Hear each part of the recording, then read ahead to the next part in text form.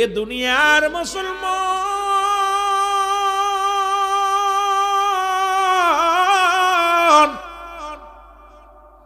যে কথাগুলো বলে দিলের কান্না লাগা শোনো। সুতরাং মৃত্যু যন্ত্রণা পৃথিবীর মধ্যে এক নাম্বার বিপদ হলো মানুষের মরণ। মরণের পেয়ালা পান করতে হবে, কোনো সন্দেহ নাই। আর মরণের কোনো আপডেট ওয়াজ নাই। মরার বিকল্প কিছু আসেনি বাবা।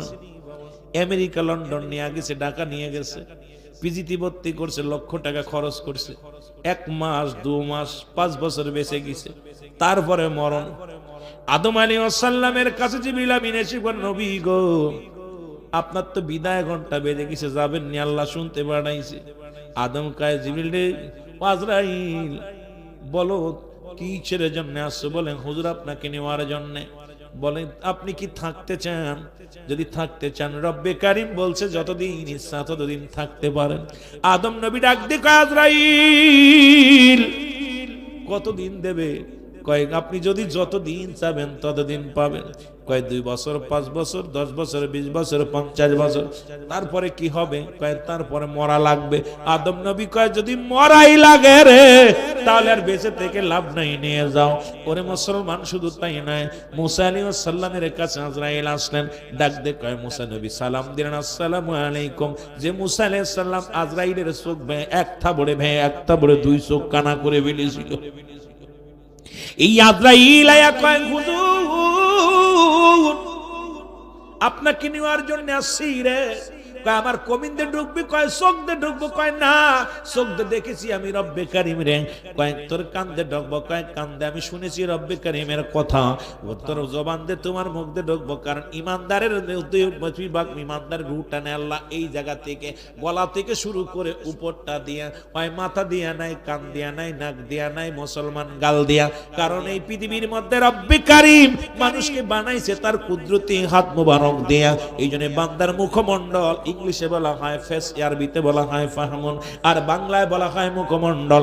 এটা দিয়া রব্বে কারীম অত্যন্ত ভালোবাসে। রব্বে কারীম এই জন্য মুখমণ্ডলটাকে আল্লাহ পবিত্র, আল্লাহ রাব্বুল আলামিন তার কুদরতি হাত মোবারক দিয়ে বানাইছে।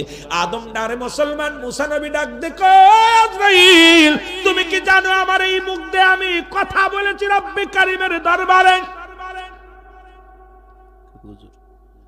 আল্লাহ তো কইছে নিতে, এখন কি করতাম? কোন জায়গায় দিকে ঢুকতে দিতাম না। আল্লাহ কয়, শোন মুসার জিজ্ঞা দি কতদিন থাকতে চায়? আল্লাহ নবী আপনি কতদিন থাকতে চান বলেন। আল্লাহ সুযোগ দিছে। মুসা কয় কদিনের কথা কইছে? আপনি কত বছর, এই যে বকরির গায়ে দেখছেন একটা বড়, এই যে মেষের গায়ে যত পশম আছে, এতদিন থাকতে চান? তারপরে কি হবে? তারপরে মরতে হবে। সুবহানাল্লাহ বলেন না। কয় এতদিন পরে যদি মরতে হয় আমি আর বেঁচে থাকার কোনো স্বাদ নাই। বুড়া হয়ে গেছি, কষ্ট করে রান্না করা লাগে, খাওয়া লাগে, কাজ করা লাগে, ইবাদত করা লাগে। রব্বে কারীমের দরবারে যাব, যাওয়ার আগে একটা কথা শুনে নাও, আমি মরার আগে আমার রব্বে কারীমের সঙ্গে একবার দেখা করতে চাই। আমার মরণের কদিন আছে বাকি, এলাহি আমার মরণের আর কয়দিন। ছেলে মেয়ে সাজাইয়া দিল মোর বিদায়,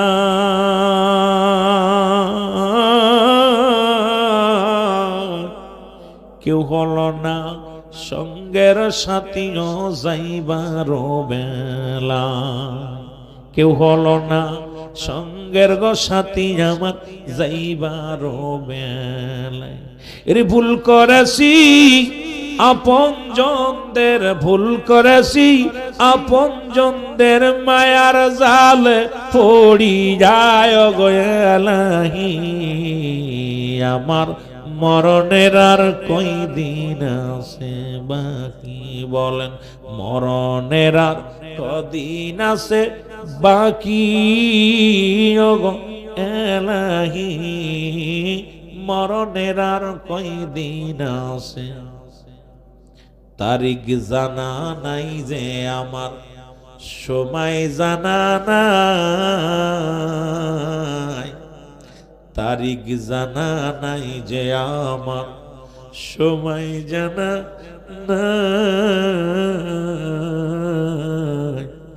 গহীন অন্ধকার যে কবর আমার আসল ঠিকানা, আর গহীন অন্ধকার কবর যে আমার আসল ঠিকানা। থাকবো কেমনে সেই ঘরেতে, নাই যে একটা যে বাতি ওগো এলাহি। আমার মরণের আর কয়দিন আছে বাকি, বলো মরণের আর কদিন আছে বাকি, ওগো এলাহি আমার মরণের আর কয়দিন আছে। খবর বন্ধুগণ, মরণের মধ্যে থাকলে সারা রাত শেষ হয়ে যাবে। 2 নাম্বার বিপদ হলো কবর। যাদের স্মরণে আজকে মাহফিল, পরলোক গমনকারী পৃথিবীর মধ্যে 2 জন ফেরেশতা কিরামান কাতিবিন আপনার আমলনামা লিখে রাখছেন বাজান। যখন আপনি মারা যাবেন, গোসল করায়া, দাফন করায়া, কাফন পরায়া যখন দাফন করায়া দিবে, ওই কবর লম্বা আলোচনা রে বাবা, এই আলোচনা সংক্ষিপ্ত করা যায় না। তবু আপনারা এখনো পর্যন্ত খানা খান না, এত রাত 1টা বাজতে চললো, পাগলের মতো বসে আছেন। আপনাদের ইনশোদ হবে না। রব্বি কারিমের দরবারে ডাক দিয়ে বলি, রব্বি কারিম,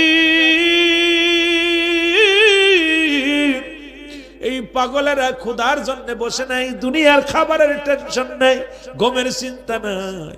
ওই মরণটা তাদের আসান করে দিও, কবরটা তাদের শান্তির জায়গা বানায় দিও, হাসরের ময়দানে ডানা তামর নামা দিয়া দিও। আজকের এই ময়দান থেকে আমাদের গুনাহ জড়ায় নিও। এরে আল্লামা কুতুবী রাহমাতুল্লাহ বয়ান করে, বান্দা যখন জান্নাতের বাগানে ছুটে যায়, প্রতিটা কদমে কদমে সগীরা গুনাহ মাফ হয়ে যায়। বান্দা সগীরা গুনাহ নয়, কবিরা গুনাহ, কারণ কিয়ামত পর্যন্ত আর কোন নবী আসবে না। কিয়ামত পর্যন্ত নবীদের দরজা বন্ধ, তওবার দরজা খোলা। বান্দা যখন কবরের কথা চিন্তা করে, মরণের কথা চিন্তা করে, জাহান্নামের ভয়ে বান্দা যখন খাস তওবা করে, আল্লাহ বলে ডাক দেয়, রব্বে কারিম জীবনের সব গুনাহ মাফ করে দেয়। জোরে বলেন মারহাবা। যেহেতু সুযোগ পেয়েছি বাবারা আমার, ইন্তেকালের পরে কবরের ভিতরে মুসলমান যখন শোয়া দিবে গো, ও যুবক, 2 জন ফেরেশতা আসবে। এই ফেরেশতার নাম মুসলমান, একজন ফেরেশতা আসবে। আমরা জানি মৃত্যুর পরে একজন ফেরেশতা আসে, সেই ফেরেশতা হলো মুনকার নেকির ফেরেশতা। কিরামান কাতিবিন যা লিখে রাখছে, মানুষ বলে 40 কদম পা লাগাইলে, 40 কদম কবর ছেড়ে সরে গেলে ফেরেশতা আসবে, হিসাবের ফেরেশতা। না রে বাজান না, এই কবরে যখন শোয়া দিবে গো, একজন ফেরেশতা আসবে, তার নাম হলো নুমান ফেরেশতা। জোরে বল আল্লাহু আকবার। এই নুমান ফেরেশতা সিয়া ডাক দিয়ে উঠাইবে, বান্দা ওঠো, বান্দা উঠাইবে, ডাক দিয়ে উঠায় বলবে, বান্দা।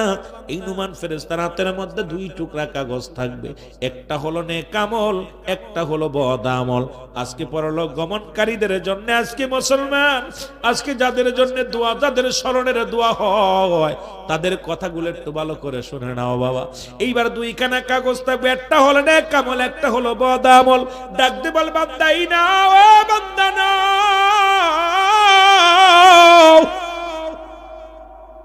এই কাগজটা যখন হাতের মধ্যে দিবে রে, দেখবে 50 বছর, 70 বছর, 80 বছর, 20 বছর কি কামাই করেছো, কত রাকাত নামাজ পড়েছো, কত জায়গায় কোরআন তেলাওয়াত করেছো, কত জায়গা মাহফিলে বসেছো, কত ভালো কর্ম করেছো, রোজা রাখছো, যাকাত দিছো, সব দান ধ্যান খয়রাত করেছো, সব তোমার দেখবে। বান্দা বলবে লেখে দাও। এবার মন কা মুসলমান শোনো, এবার নুমান ফেরেশতা ডাকতে বল, বান্দা লেখে দাও, দেরি করো না, তাড়াতাড়ি লিখে দাও। ডাকতে বলে, বান্দা ও ফেরেশতা, আমি তো লিখতে লাগবো কেমন করে, আমার কাছে কোনো কলম নাই। ডাকতে বলবে, তোমার কলম হলো, বান্দা শোনো, তোমার শাহাদাত আঙ্গুল মোবারক হলো কলম। জোরে বলো আল্লাহু আকবার।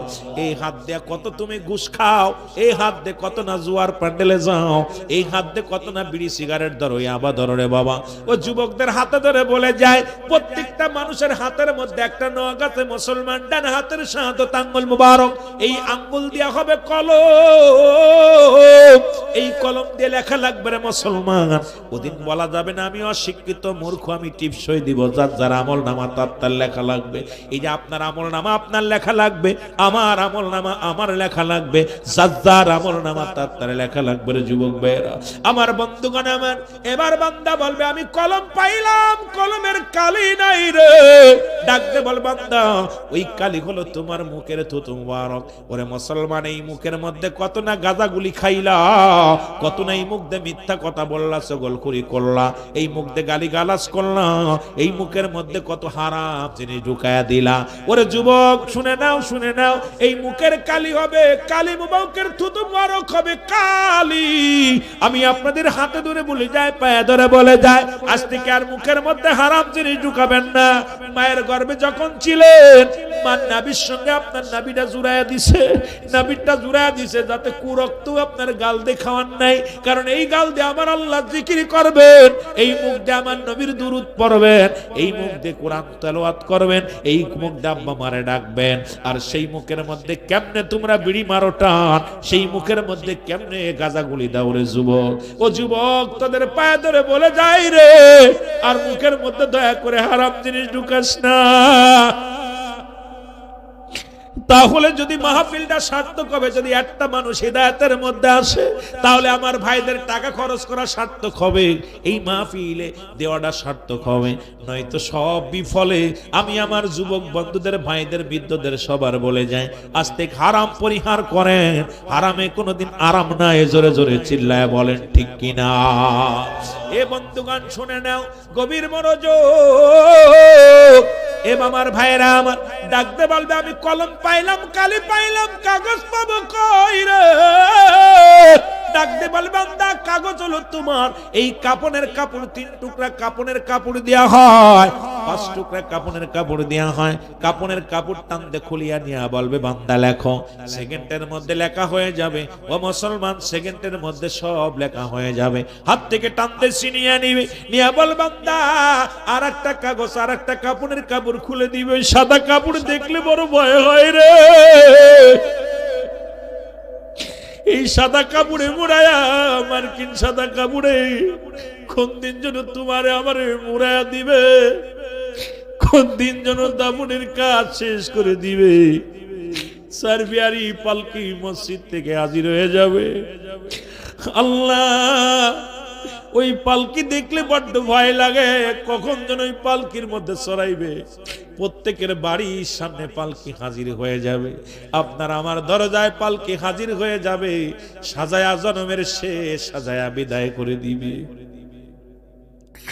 কার জন্য ঘুষ খাও, কার জন্য সুদ খাও, কার জন্য এত অন্যায় করো? এই জন্য আল্লাহ বলে কুল্লু মান আলাইহা, আল্লাহ কয় বান্দারে এই জমিনের মধ্যে যা কিছু আছে সব চূর্ণ বিচ্ছিন্ন করে দিবে আমার আল্লাহ। এই জমিনের মধ্যে যা কিছু আছে সব কিছু শেষ করে দিবে আমার আল্লাহ। এই জমিনটা আমার আল্লাহ পুরে তামা বানায়া দিবে। এই জমিনের মধ্যে কোন মাটিগুলো পুরে তামা হয়ে যাবে। কত মানুষের ফাঁকি দিলা, কত বোনের সম্পদ ফাঁকি দিলা, কত বাবা তার মেয়েরে ফাঁকি দিছে, কত ভাই তার বোনরে ফাঁকি দিছে, কত ভাই তার বাইরে ফাঁকি দিছে। কিন্তু এই জমিনের মাটিগুলো কিনে এই মাটির মালিক তো আমার আল্লাহ। আমার আল্লাহ কয় বান্দারে এই জমিনটা আমি পুরা তামা বানায়া দিব। এই জমিনের মধ্যে যত পানি আছে সমস্ত পানিগুলো আমি আল্লাহ পুড়ে আসায় বানায়া দিব। যেদিন কিচ্ছু বলতে কিচ্ছু থাকবে না, সেদিন থাকবে শুধু আমার আল্লাহ। আরে আল্লাহর ভয় করো বান্দা, নবীর প্রেমের সঙ্গে জড়িয়ে যাও রে বান্দা। এই দুনিয়ার মধ্যে কত সম্পদ ফাঁকি দিলা, কত গরিবের হক নষ্ট করলা, মাঠে পরের জমি কুবায়া কুবায়া বাড়াইলা, পরের ফসল নষ্ট করলা, পরের হক নষ্ট করে বাড়ি গাড়ি বানাইলা। ও যুবক, ও যুবক, সুদ খাইয়া ঘুষ খাইয়া বাড়ি করলা, বড় 3 তালা 4 তালা বিল্ডিং বানাইলা। এই আল্লাহ পাক সব চূর্ণ বিচ্ছিন্ন করে দিবে, কিচ্ছু বলতে কিচ্ছু থাকবে না রে মুসলমান। শুনে নাও, এই সম্পদ করেছ। আমি পিরাইটা মাহফিলের ভিতরে কথাটা বলি, এই দুনিয়ার সম্পদ খাবে লোকে, তোমার দেহ খাবে পোকে। জোরে বলেন ঠিক কিনা? কিসের জন্য করতে? সম্পদ খাবে লোকে। সম্পদগুলো কে খাবে?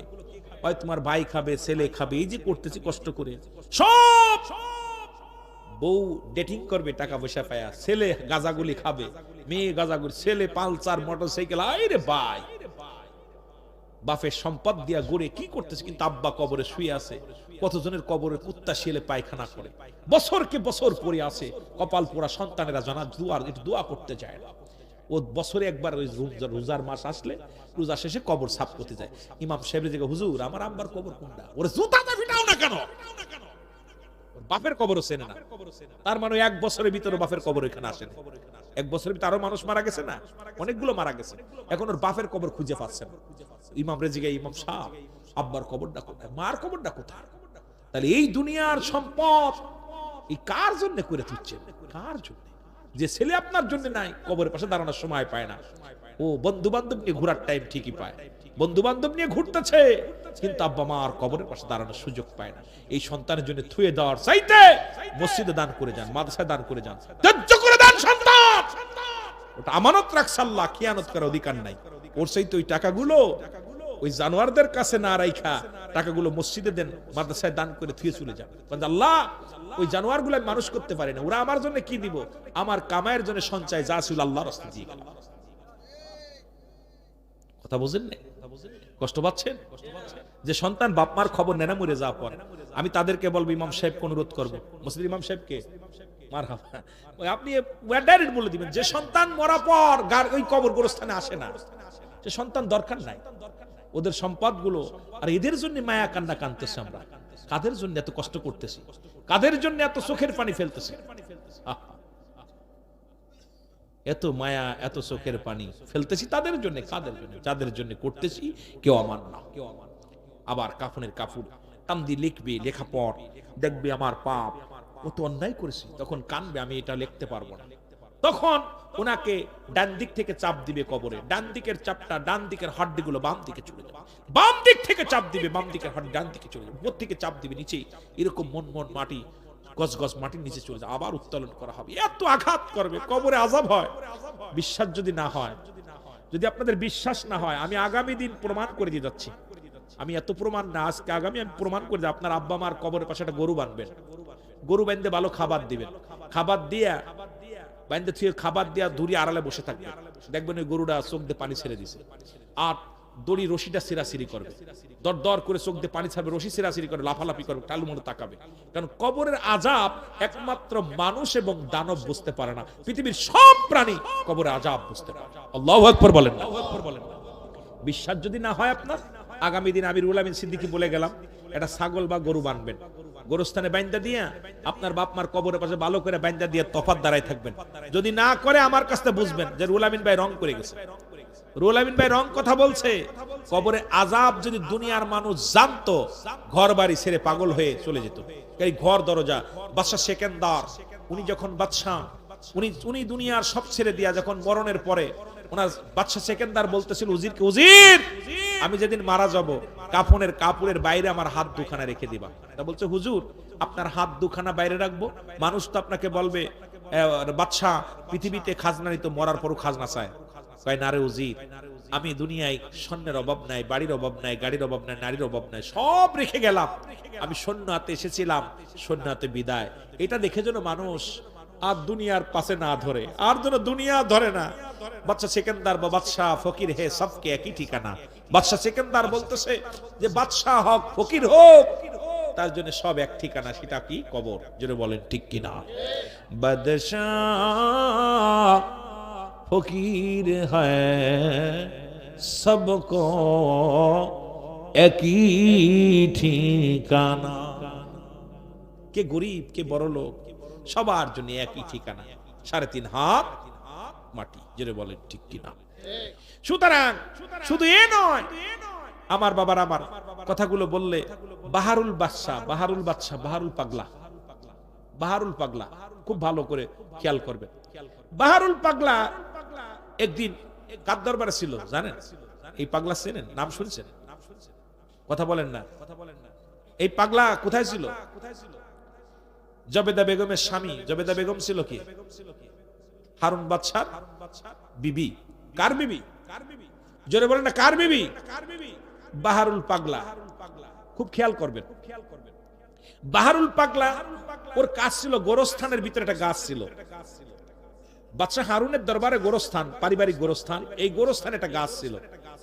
আর বাহারুল বাদশাহ খালি, বাহারুল পাগলা খালি ওই গোরস্থানের ভিতরে যে বয়া থাকতো, খালি সারাদিন বইরা গোরস্থানে ঘুমাতো, খালি গোরস্থানের ভিতরে থাকতো।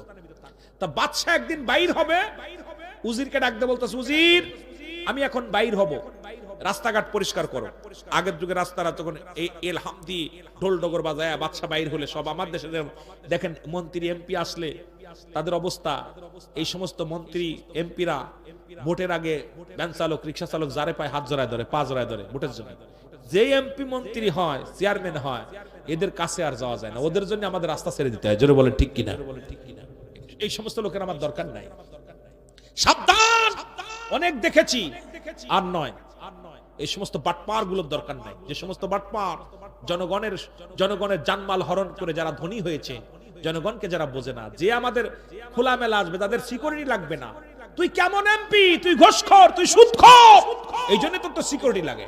তুই যদি ইমানদার হতি, তুই ভালো ব্যক্তি হতি, তো সিকিউরিটি লাগতো না, এমনি হাইটে চলে আসতি। জোরে বলেন ঠিক কিনা? ওরা দুর্নীতিবাজ, এই জন্য সিকিউরিটি লাগে, দুর্নীতিবাজের সিকিউরিটি লাগে। আমার বাবারা, যেটা বলতেছিলাম, বাহারুল পাগলা গোরস্থান থেকে যেই শুনছে বাদশাহ আইছে, ওই গাছের মাথায় যে বসে আছে। উজির কয়, বাহারুল নাম, অনুরোধ করি তুই নাম, তুই নামে, কারণ বাদশাহ তোর মাথা তোর পাততলতে যাবে, এর কি মেনে নেওয়া যায়? বাদশাহ তোকে গুলি করবে। কয় গুলি করলে আমারে করবে, তুমি তোমার কাজ করো। যায় বলছে, হুজুর সর্বনাশ, আপনি যে রাজ্য থেকে বাইর হবেন, কিন্তু আপনার বাহারুল পাগলা তো ওই গাছের মাথায় বসে আছে, ও তো নামতেছে না, ওরা নামাতে পারলাম না, বন্দুক দিয়ে তাক করলাম, মারা জানি। বাদশাহ বলতেছে, খবরদার, ওকে মেরো না, আজকে আমার মার মৃত্যুবার্ষিক, আমার মা দুনিয়া থেকে চলে গেছে, মায়ের জন্য আজকে মহল্লাটা ঘুরে ঘুরে দেখবো। আজকে কোনো পশু পাখি শিকার করা যাবে না, আজকে কোনো মানুষ মারা যাবে না, আজকে মারা যাবে না। কয় আজকে কোনো মানুষকে গুলি করা যাবে না, কাউকে কষ্ট দিবে না, কারণ আমার মা বাবার মৃত্যুবার্ষিক, আজকে মা বাবার জন্য দোয়ার জন্য আমি চারিদিকে ঘুরবো। বাদশাহ যেই গেছে, বাহারুল গাছের উপরে ঝুলতেছে, ঝুলা পর ডাকতে বলতেছে, বাদশাহ বলতেছে, বাহারুল নামি আয় বাবা। কয় না, নামবো না, তুমি আমার তলদে যাও, তলদে যাও। করছে না বাহারুল, আমি রাজা, প্রজাদের পায়ের নিচে যদি যায় তা মানুষ খারাপ বলবে, তুই উপরে বসে রয়েছস, প্রসাব পায়খানা তো করে দিতে পারিস, ভয় আছে না, তুই নাম। বাহারুল নাম। বাহারুল কইছে, আমার 3টা প্রশ্নের জবাব যদি দিতে পারো তালি পারে আমি নামবো। এ বাদশা, তুমি ছিলে কোথায় আর আসছো কোথায়? বাদশা, তোমার ধন সম্পদ তুমি যখন মারা যাবা, এগুলো কোথায় যাবে? আর তোমার মৃত্যুর পর তোমার কোথায় রাখবে? বাদশাকে যখন প্রশ্ন করছে, বাদশা চিৎকার মেরে বলে, বাহারুল, তুই এত জ্ঞানী, তুই আমার উস্তাদ, কারণ তুই যে আজকে গোরস্থানে তুই জায়গা বানানিস, কারণ মৃত্যুর পরে আসল ঠিকানা হলো আমার কবর। সুতরাং তুই মৃত্যুর আগে তোর জায়গা ঠিক করে নিছিস। আমি বাদশা আরামায় এসে আছি, ভুল করেছি, কারণ আমি আরামায় এসে আমাকে রাখবে না, মৃত্যুর পরে এই রাজ্য থেকে আমার বার করে কবরে দিয়ে দেবে। সুতরাং 2 নাম্বার কয় যে তুমি ছিলা কোথায়? কয় ছিলাম তো মায়ের পেটে, দুনিয়ায় এসে কিসে? এরম অন্ধকারে ছিলা, অন্ধকারে থাকবা, ছিলা অন্ধকারে, রব্বে কারীম তোমাকে আলো দেখাইছে, আবার অন্ধকারে যেতে হবে। বাদশা চিৎকার মেরে কয়, বাহারুল, তুই আমার উস্তাদ, আমি ক্ষমা চাই, আমার চোখ খুলে গেছে, এই উজির ওকে ছেড়ে দাও, কারণ আমার শেষ ঠিকানা হলো ওই কবর। জোরে বলেন ঠিক কিনা? আমার শেষ ঠিকানা কোথায়? কবরের পুঁজি বানানোর দরকার আছে কিনা? কবরের পুঁজি বানানোর দরকার আছে কিনা? কবরটা যদি আপনার ভালো না হয়, আহা, এই কবরটা যদি আপনার ভালো না হয়, কিয়ামত পর্যন্ত কবরে কোনো সকাল বিকেল নাই, কবরে কোনো রাত আর দিন নাই, কবরের শুরু আছে, শেষ হলো কিয়ামত পর্যন্ত। মৃত্যুর পর থেকে কিয়ামত পর্যন্ত জীবনটাকে বলা হয় কবরের জগৎ। জোরে বলেন ঠিক কিনা? মৃত্যুর পর থেকে কিয়ামত পর্যন্ত জগৎটাকে বলা হয় কবরের জগৎ। সুতরাং এই কবরের চিন্তা যদি কারোর ভিতরে না থাকে, এর মতো কপাল পোড়া পৃথিবীর মধ্যে আর কেউ নাই। জোরে বলেন ঠিক কিনা? ওরে আজ না হয় কাল তুমি যাইবা কবরে যাবার বেলাই দেখবে চেয়ে গো তোমার সবই রই।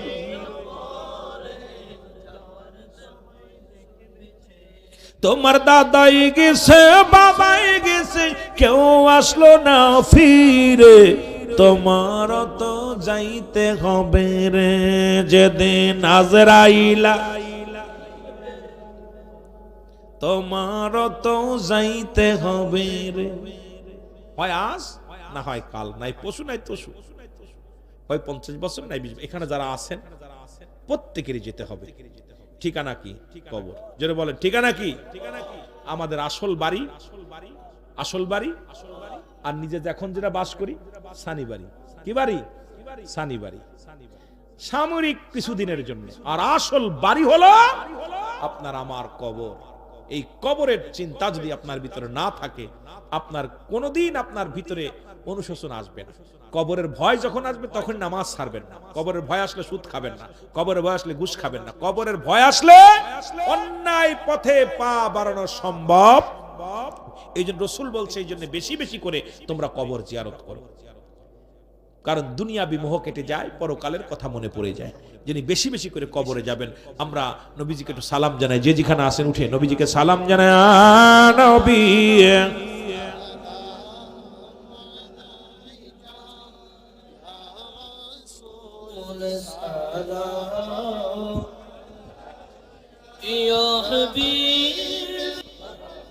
আরো জোরে। এই মুসা নবী দুনিয়ার মধ্যে আগমন করলো গো। আপনারা অনেকেই জানেন ফিরাউনের বাড়ি লালন পালন, ঠিক কিনা? কতক্ষণ এদিক মরণের ওয়াজ করতে আয়া ছোটবেলার ওয়াজ করা যাবে না। মুসা নবী রব্বুল কারীমের দরবারে যাবেন দেখা করতে। 3 জন লোকের সাথে দেখা। 3 জন লোক ডাক দেখায়, মুসা রে তুমি কই যাও? মরণের ওয়াজ ভালো করে শুনবেন বাবা। আপটট কোন ওয়াজ নাই, কাজকে ভালো করে একবার জানা ওয়াজগুলো করে যায়। যেহেতু রাত হয়ে গেছে, একটু কথাগুলো আব্বা মার দিয়া, মরণের যন্ত্রণা দিয়া, দয়াল নবীর সম্মান দিয়া, একটু যুবকদের দিয়া কিছু কথা বলে যাব। দেলের কান্ডা লাগা শোনো, গল্প আকারে কথাগুলো বলে যাব। অল্প কথা মুসলমান। এরে মুসা নবী যায় তুর পারে রব্বুল কারীমের সঙ্গে দেখা করতে রে। ডাক দিয়া 3 জন লোকের সঙ্গে দেখা। কয়জন লোকের সঙ্গে? জোরে বলেন কয়জন?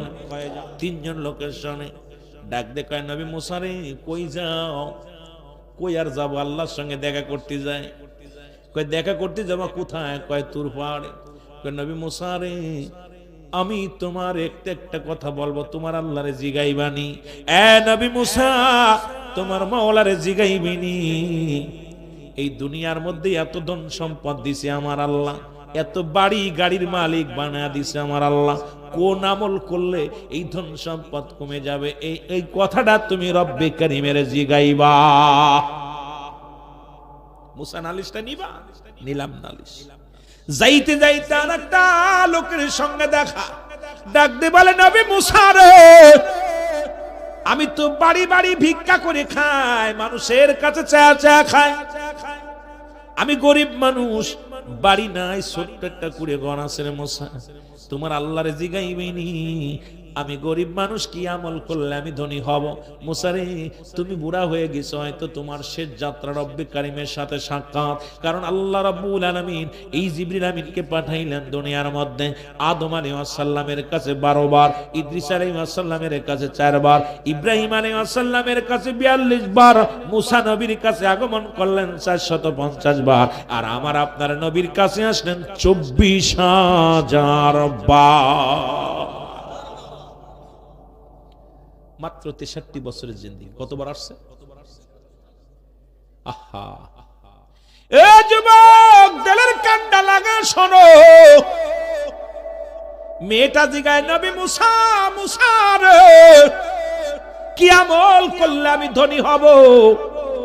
এই বাড়ি বাড়ি আছে, খাতি ভালো লাগে না। আমি গরিব মানুষ, আমারে কেন বানাইলো? ধনী হওয়ার দরকার। আমার দেশে অনেক গরিব আছে, সুদ খায় বড় লোক হওয়ার জন্য। আমার মহল্লায় কিছু দেখি ব্যান চালায় আর সুদের কারবার করে। সুদ লাগাইছে, সুদের টাকা ডিম পারিয়ে ফেরে বড় লোক হয়ে গেছে, কথা বুঝেননি? এরকম অত্যন্ত অঞ্চলে আছে, কিন্তু আমল নিয়ে বাড়াবাড়ি, খালি বড় লোক হওয়ার জন্য চিন্তা করে। আমার বন্ধুগণ, আমার শোনে নাও, নবী মুসা কয় নিলাম তোমার নালিশটা নিলাম। তৃতীয় আরেকজন ব্যক্তি কয় মুসলমান যার হাত নাই পা নাই, অসাল মানুষ, রাস্তায় রাস্তায় ঘুরে আল্লাহ আল্লাহ বলে ডাক দেয়। এই লোকটা ডাক দেয় বলে নবী মুসা রে, ও নবী মুসা, তোমার আল্লাহ রে জিগাইবানি আমারে কেন দুনিয়ার মধ্যে পাঠাইলো? আমার তো হাত নাই পা নাই, আমার দিয়া কোনো কাজে লাগবে নি। তোমার আল্লাহ তোমার মাওলারে জিগাইবানি তোমার রব্বে কারিম আমারে কেন পাঠাইলো দুনিয়ার মধ্যে, আমার দিয়ে কোনো কাজে লাগবে নি। কই নিলাম নালিশ, 3 জনের নালিশ নিয়ে গেছে। রব্বে কারিমের সঙ্গে সাক্ষাৎ, রব্বে কারিমের সঙ্গে আলাপ হয়। এখন মুসা আলাইহিস সালাম ডাক দিয়ে বলে আমার আল্লাহ 3টা নালিশ নিয়ে আইছিলাম, 3টা প্রশ্নের উত্তর জানতে চাই। কয়টা? জোরে বলেন কয়টা? নবী মুসা রাতে 1 নাম্বার নবী মুসা দাবি করলেন, প্রথম দাবি করলেন নবী মুসা যে আল্লাহ আমার তো মনে হয় শেষ সাক্ষাৎ আল্লাহ, এই যাওয়ার আগে একটা কথা বলে যাই। সেই কথাটা হলো আল্লাহ আমার বনি ইসরাইল লোকেদের তুমি খাবারের ব্যবস্থা করে দিবা যেন রিজিকটা ভালো মতো পায় রে আল্লাহ। আমার বনি ইসরাইল লোক আসার সময় আমার কাছে কান্দিয়া বলেছে নবী মুসা রে তুমি বুড়া হয়ে গেছো, যে কোনো মুহূর্তে বিদায় নিতে পারো, আমাদের খাবারের ব্যবস্থা রব্বে কারিমের কাছ থেকে আইনা ছায়া দিবা। এ আল্লাহ আমি এখন চাই আমার বনি ইসরাইল লোকেদের খাবারের ব্যবস্থা করে দিবেন। আল্লাহ কয় নবী মুসা তোমার হাতের মধ্যে কি কয় লাঠি, ওই লাঠিটা কি করো? কয় কাজে লাগে। ওরে আমি দুনিয়ার মধ্যে কি করি, যখন কোন সাগর পার হওয়ার দরকার ফেলে দিই, নদী রাস্তা হয়ে যায়, এটা আবার সাফ হয়ে যায়, আবার এটা দিয়ে গাছের পাতা পানি, এটা দিয়ে আমি পাহাড়ে আপনার কাছে উঠে আসছি। এ রব্বি কারীম আমার আল্লাহ কয় মুসারে লাঠি দিয়ে পাহাড়ের মধ্যে বাড়ি দাও। যখন পাহাড়ের মধ্যে বাড়ি দিছে বিশাল একটা নদী আসছে, নদীর মধ্যে যখন আরেকটা বাড়ি মারো বিশাল একটা পাথর আছে, পাথরের মতো আরেকটা বাড়ি মারো, পাথরের মধ্যে যখন বাড়ি মারছে পাথরের ভিতর থেকে একটা হরিণ বাইর হয়েছে, তাজা হরিণ, হরিণের গায়ের গালের মধ্যে ঘাস, তাজা ঘাস। নবী মুসা কাল্লে কি আশ্চর্য, পাহাড়ের মধ্যে নদী, নদীর মধ্যে পাথর, পাথরের মধ্যে হরিণ, হরিণের গালের মধ্যে ঘাস। আমার আল্লাহ কায় মুসা রে সমস্ত মাখলুকাত আমার, তুমি শুধু দায়িত্ব নিছো বনি ইসরাইলদের, তাই এত জ্বালা। আর অল পৃথিবীতে সমস্ত মাখলুকাতের দায়িত্ব আমি রব্বে কারীমের রে মুসা, তোমার বনি ইসরাইল নয়, গোটা কুল কায়নাতকে আমি আল্লাহ খাওয়া। এই ঘুষখোরেরা, সুদখোরেরা শোন, কে খাওয়ায়? ঘুষ খাবি খালি, শালি সুদ খাবি। এত সুদ খার ঘুষ খাচ্ছে তাও হচ্ছে না, আল্লাহ খাওয়াচ্ছে। পাহাড়ের মধ্যে নদী, নদীর মধ্যে পাথর, পাথরের মধ্যে হরিণ আছে, এরাও তাজা ঘাস খাওয়াচ্ছে। কে খাওয়ায়? এ বিশ্বাস আছে কার কার? আছে? তাহলে সুদ খাওয়া যাবে, ঘুষ খাওয়া যাবে, অন্যায় করা যাবে? অফিসে বয়া বয়া সুদ খাবেন না ঘুষ খাবেন? আরে এই সমস্ত চোর বাটপার গুলো নিয়ে বিপদে আছে। বন্ধুগণ আমার, মুসা নবী মাথা নত করে বলে রব্বে কারীম আমার বুঝতে বাকি নাই, তুমি যে স্রষ্টা আমি সৃষ্টি, সব দায়িত্ব তোমার। আল্লাহ আমারে ক্ষমা করবেন, আমার আপনি মাফ করে দিবেন, আমি মুসা ভুল করেছি। এই স্রষ্টার দায়িত্ব, আপনার সৃষ্টির দায়িত্ব, এই পৃথিবীর মধ্যে সৃষ্টিকর্তা আপনি, আমরা হলাম। ও মুসলমান শোনো, আপনি সৃষ্টি, আমরা সৃষ্টি, আপনি স্রষ্টা। সুতরাং সমস্ত কীট পতঙ্গ যা আছে পৃথিবীর মধ্যে, এক একটা মুসলমান পানির মধ্যে এমন বড় বড় হাঙ্গর আছে যা টন টন খাবার খায়, এমন প্রাণী আছে টন টন খাবার খায়, সব খাওয়ায় আমার আল্লাহ। তবে তোমার এত চিন্তা কেন, তোমার এত ভাবনা কেন? একটা কথা বললে বেশি বুঝতে পারেন। রহমতের নবীর কদমের মধ্যে 2টা কবুতরের ছানা আসলেন। বাবার আমার ওয়াজটা লক্ষ্য করবেন, কিন্তু মরণের ওয়াজ করতে অন্যদিকে চলে গেছি, এটা সব মরণের ওয়াজ, একটু গেলে লাইনে সব বুঝতে পারবেন। বাবারা নবীজি বললেন সাহাবীরে এইটা জবাই করে রান্না করে আনো। সাহাবী কি করলেন? একটা কবুতরের ছানা জবাই করলেন, আরেকটা রেখে দিলেন, নবীজির সামনে আনলেন। নবীজি বললেন তুমি কি রান্না করে সব আনছো? বলে হুজুর না, আগামী দিনের জন্য একটা রেখে আসি। আমার নবী কয় ও সাহাবী আগামী দিন তুমি বাঁচবা, এই গ্যারান্টি কি তুমি দিতে পারবা। আজকে ব্যাংক ব্যালেন্স করতেছো গো, সুদ খায়া ঘুষ খায়া বাড়ি গাড়ি করছো,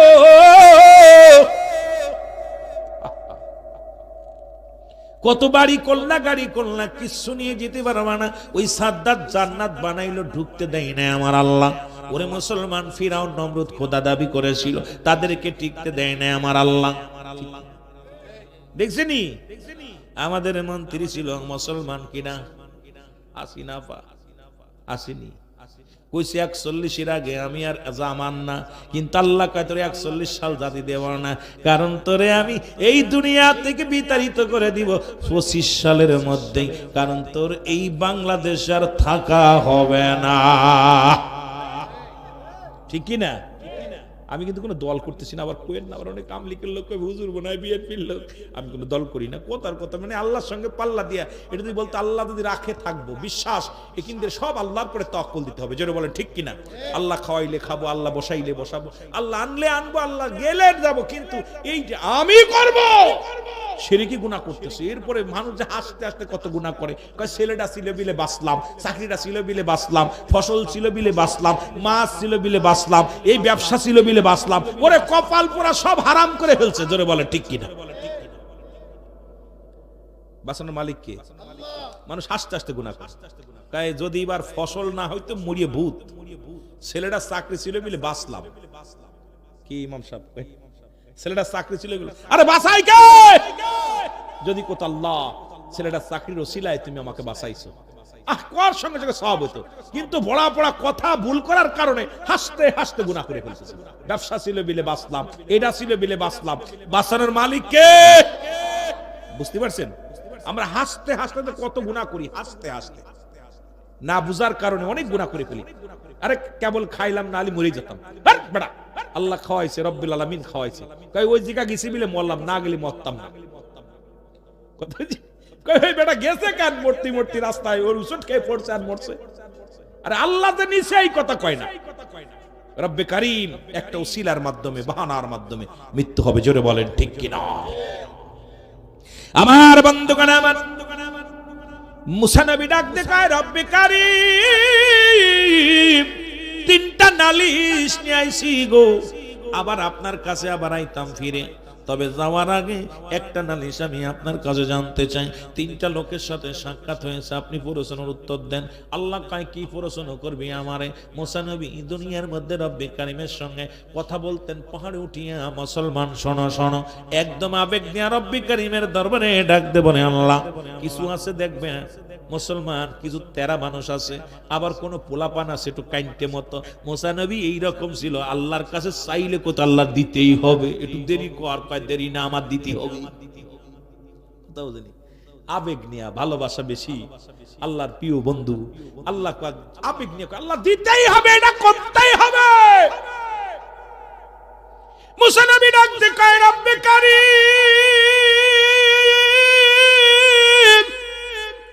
ওই আসার সময় একটা ধনীর সঙ্গে দেখা হইল গো। ধনী বলল কই যা? আমি বললাম রব্বে কারীমের সঙ্গে সাক্ষাতে যাই। ধনী বলছে আল্লাহ এত ধন সম্পদ মাল তার হইছে, কি আমল করলে, কি করলে তার ধন সম্পদ কমে যাবে, একটু কইতে বলছে।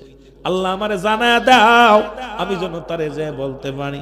আমার আল্লাহ কয় নবী মুসা রে, ধনীরে যে বলবা সে যেন আজ থেকে আমার শুকরিয়া আদায় না করে। কথা কি বুঝিছেন? এত ওয়াজ করা লাগে না, অল্প বুঝলি, কচুর মতো কচু হইলে অল্প জালে সেজে। হ্যাঁ কথা বুঝলেন? জ্ঞানী গুণী যারা অল্প কথায় বোঝে। আপনি অসুস্থ, আল্লাহ ভালো রাখছে, আলহামদুলিল্লাহ। কি করতে? আলহামদুলিল্লাহ, খালি আলহামদুলিল্লাহ শুকরিয়া আদায় করবেন, আল্লাহ খুশি হয়ে যাবে। নবী মুসা কয় আল্লাহ তৃতীয় ব্যক্তি পড়াশোনা করছে গো, সে তো গরিব মানুষ, এক মহিলা আমারে বলছে সে মানুষের দ্বারা দ্বারা চেয়ে খায়। সে বলছে আল্লাহ কি আমল করলে সে ধনী হবে, অভাবানটন দূর হয়ে যাবে। আমার আল্লাহ কয় মুসা রে যা বলবো এই মহিলা যেন বেশি বেশি আমার শুকরিয়া আদায় করে, বলেন আলহামদুলিল্লাহ। দুইটা উত্তর পেয়ে গেছে। তৃতীয় নাম্বার প্রশ্নের উত্তর নবী মুসা ডাক দিয়ে বলে রব্বে কারীম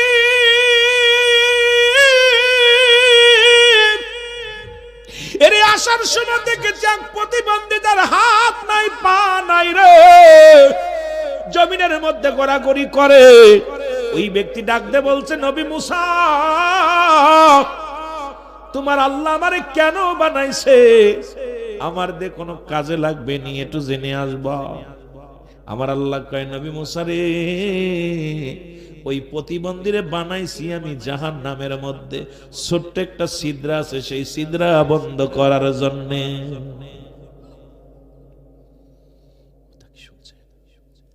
যার হাত নাই পা নাই, তারে দিয়ে আল্লাহ জাহান্নামের ছিদ্র বন্ধ করবে। এই কথা যদি কোনো ব্যক্তির বলা হয়, কত কষ্ট পাবে সে। নবী মুসা ডাক দে কয়, রব্বে কারীম, তুমি কি শুনাইলা? এই লোকটা জীবনে পা নাই, জীবনে হাত নাই, তারে দিয়া তুমি জাহান্নামের ছিদ্রগুলো বন্ধ করবা গো। আমার আল্লাহ কয়, নবী মুসা, আমি যা বললাম এটাই হবে, তুমি যাও, যায়াত বলো তাদেরকে ওই প্রতিবন্ধীরে আমি বানাইছি জাহান্নামের ছিদ্র বন্ধ করার জন্য। নবী মুসা চলে আসছে, গুটি গুটি পায়ে, কাল আবার আসতেছি, দাঁড়ান, একটু ধৈর্য ধরেন আল্লাহ গো। আল্লাহরে কয়, একটু দাঁড়ান, আমি আসছি। আল্লাহ কয়, তোরে বিদায়। কয়, শেষ বিদায় এখনো হয় নাই, শেষ বিদায় যখন নিব, আমি মরণের আগে একবার আপনারে আবার প্রাণ ভরে দেখবো, এরপরে আমি আর দুনিয়ার কোনো চিন্তা নাই। শেষ দেখাটা আপনাকে দেখার আগে একটু প্রশ্নের জবাব দিয়ে আসি। মুসা নবী যায়, এবার যায় ধনির সঙ্গে দেখা। ধনী ডাক দে কয়, নবী মুসা, তোমার আল্লাহরে জিগাইছো নি? মুসা, তোমার আল্লাহরে জিগাইছো নি? এত ধন সম্পদ দিছে আমার আল্লাহ, এটা কি আমল করলে কমে যাবে, শেষ হয়ে যাবে? নবী মুসা কয়, ধনী রে, আমার আল্লাহ তাআলা বলেছে আজ থেকে তুমি শুকরিয়া আদায় করবা না, তোমার ধন সম্পদ সব কমে যাবে।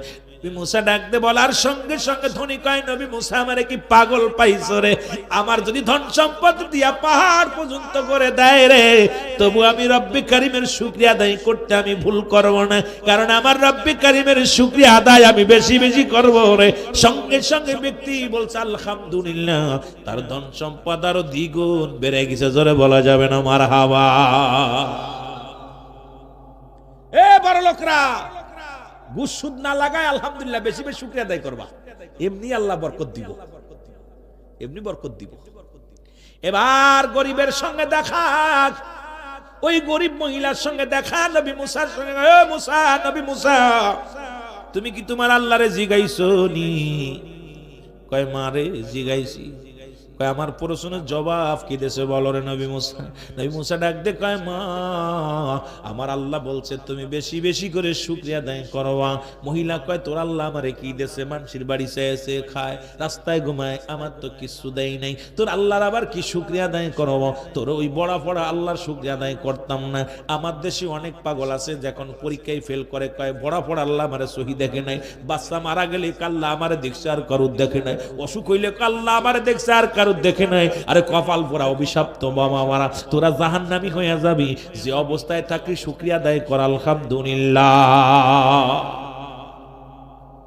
অনেক মানুষ নাফরমানি করে, অনেকে কয় আল্লাহর পাই নেই, লোক খালি আমার অসুস্থ দেয়, সুস্থ আমারে খালি অসুখ দেয়, আমার অভাব দেয়, আমার ঘর চুরি হয়ে গেল, আমার মাল চুরি হয়ে গেল, এটা পরীক্ষা। শুকরিয়া আদায় করো, বলেন আলহামদুলিল্লাহ, বলেন না, আস্তে কইবে না জোরে কইবে। আমার বন্ধুগণ, সঙ্গে সঙ্গে বিশাল একটা তুফান আসছে রে, বিশাল তুফান আর ঝড়। মহিলা সারা দিন ভরে ঘুরে ঘুরে মানুষের বাড়ি খাইতো, রাত হলে সেখানে বিশ্রাম নিত, ঘরটা ভেঙ্গে চুরে শেষ। দৌড়াই যে কয়, নবী মুসা রে, সারাদিন কষ্ট করতাম, মানুষের দ্বারে দ্বারে ছায়া খাইতাম, রাত হলে একটু বিশ্রাম নিতাম, তোমার আল্লাহ করলো কি? আল্লাহ, নবী মুসা রে, আমি আমার রব্বে কারীমের শুকরিয়া আদায় করি, জোরে বলো আলহামদুলিল্লাহ। মহিলা স্বীকার করে, গো মুসা রে, আমারে মাফ করে দাও, আমি রব্বে কারীমের শুকরিয়া আদায় করি, যদিও সে চিনতে খায়, রাত্র হলে একটা ঘুমানোর জায়গা ছিল, এখন তেড়াও চলে গেছে, আমি কি করব আল্লাহ? আলহামদুলিল্লাহ। সঙ্গে সঙ্গে রব্বে কারীম ফেরেশতা দিয়া বিশাল একটা ঘর বানায়া দিছে মহিলার, জোরে জোরে চিল্লায় বলা যাবে না মারহাবা। আলহামদুলিল্লাহ বলার সঙ্গে সঙ্গে আল্লাহ পরিবর্তন করেছে। এইবার হলো সেই প্রতিবন্ধী, হাত নাই পা নাই, লোকটা ডাকছে, ও নবী মুসা, মুসা, মুসা কই কি রে প্রতিবন্ধী, সামনে যায় নবীও কান্দে। মুসা নবীর চোখের পানি পড়ে, এই লোকটার আমি কেমনে কইতাম, এই লোকটার যে জাহান্নামে ছিদ্রা বন্ধ করব, এই কথাটা আমি কেমনে জানাইবো, এটা জানানো কি সম্ভব? কোন দিক এই লোকটার কে কত কষ্ট পাবে। ডাক দে বলে, নবী মুসা তোমার মাওলারে জিগাইছনি? নবী মুসা রে, আমার আল্লাহ আমারে কেন বানাইছে, আমার দিয়ে কোনো কাজে লাগবে নি। কই প্রতিবন্ধীরে তোমার আমি বলবো কেমন করে? বলে বলো রে নবী মুসা, বলো আমার আল্লাহ কি বলছে বলো। কয় প্রতিবন্ধীরে আমার আল্লাহ তোমারে বানাইছে জাহান্নামের ভিতরে ছিদ্র আছে, সেই ছিদ্রগুলো ছোট ছোট ছিদ্রগুলো বন্ধ করার জন্য তোমারে বানাইছে। প্রতিবন্ধী সঙ্গে সঙ্গে ডাক দে বলে আলহামদুলিল্লাহ।